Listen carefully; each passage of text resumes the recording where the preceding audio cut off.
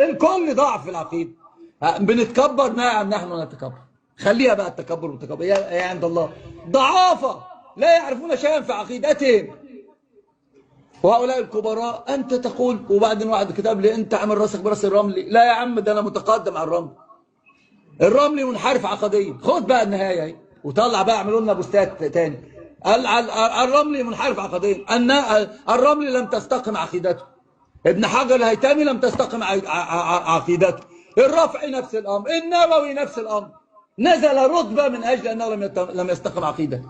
ولا عبرة بما هو موجود في بعض كتب ابن حجر الهيتمي، ليس الحافظ ابن حجر العسقلاني، في بعض كتب ابن حجر الهيتمي أو في بعض كتب الباجوري ومن شبههم، كتب الشربيني، ممن هم ضعاف في علم العقيدة، ليسوا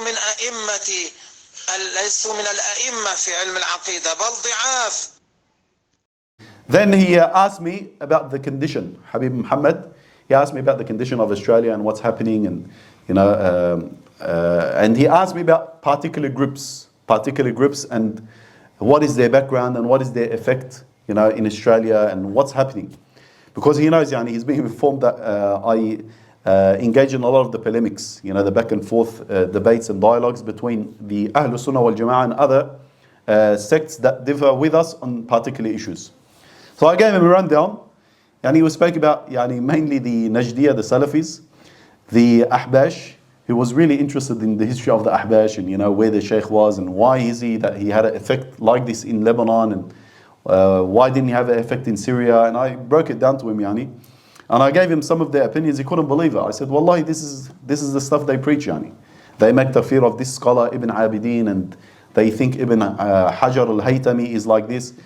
For those that are not familiar, we have in our Shafi'i tradition, you have different levels of scholars.